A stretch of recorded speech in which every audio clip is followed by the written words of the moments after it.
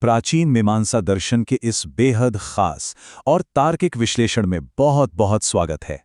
आज की हमारी चर्चा एक ऐसे दिलचस्प विषय पर है जो शायद सुनने में आम लगे, लेकिन असल में ये बहुत गहरा है।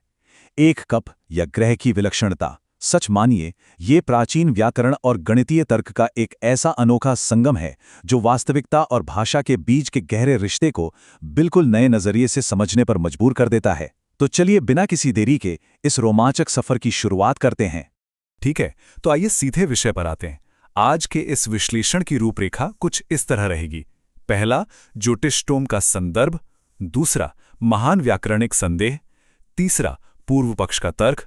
चौथा, श्रुति का तर्क। और अंत में पांचवां, पूर्व पक्ष का निष्कर्ष। भारतीय दर्शन ग्रंथों में चर्चा का यही एक बहुत ही सटीक और पारंपरिक तरीका होता है। तो हमारा पहला खंड है ज्योतिष-टोम का संदर्भ और अनुष्ठान की पृष्ठभूमि। चलिए देखते हैं कि यहाँ बुनियादी बात क्या है।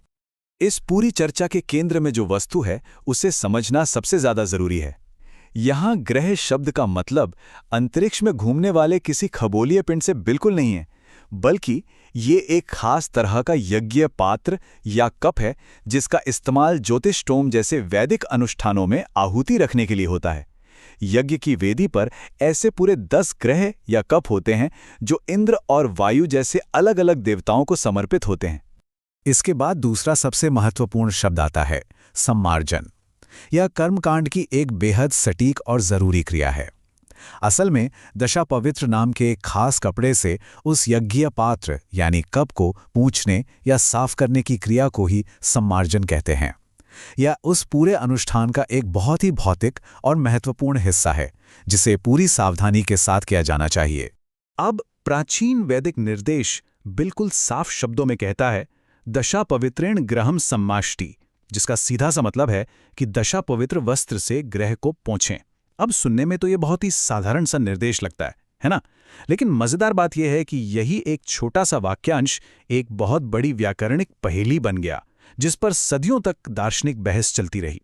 और यहीं से शुरू होता है हमारा दूसरा खंड, महान व्याकरणिक संदेह, एक या अनेक।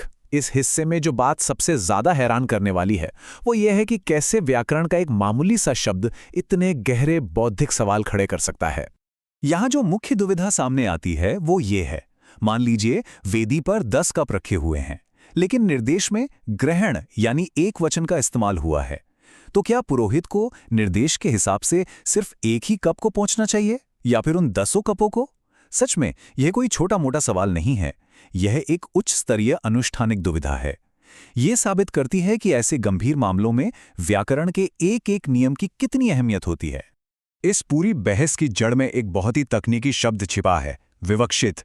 इसका मतलब होता है कि क्या कोई बात जानबूझकर किसी खास इरादे से या विशेष महत्व के साथ कही गई है। पूरी की पूरी बहस इसी बात पर टिकी है कि ग्रहाम शब्द में जो एक वचन का प्रयोग हुआ है, क्या वो विवक्षित है? मतलब क्या उसे एकदम अक्षरशः लिया जाना चाहिए और क्या ये एक वचन होना एक अनिवार्य नियम है?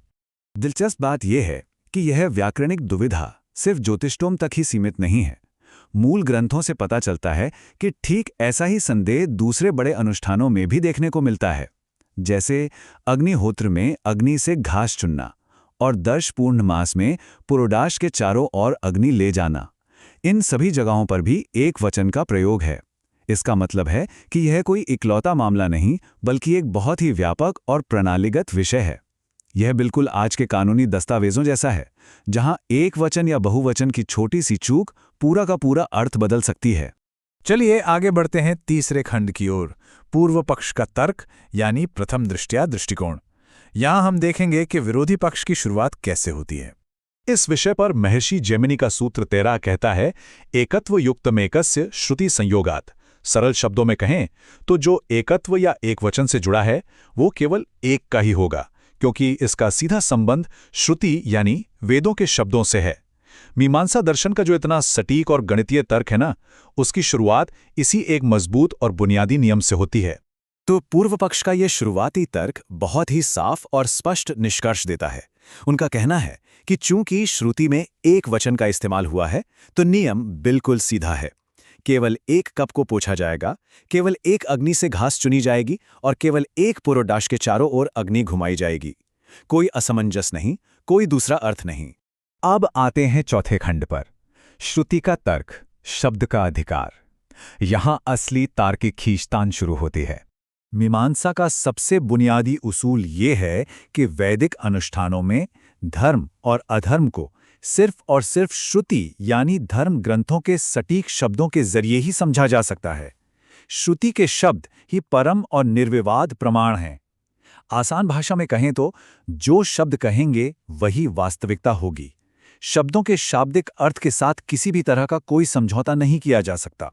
इस बात को समझने के लिए इसे एक बहुत ही शानदार पूर्व स्थापित उदाहरण से जोड़ा गया है। बाईं ओर हम देखते हैं ग्रहम समाष्टि, जहां एकवचन का प्रयोग हुआ है, और दाईं ओर है पशुना यजेत, यानी पशु से यज्ञ करें।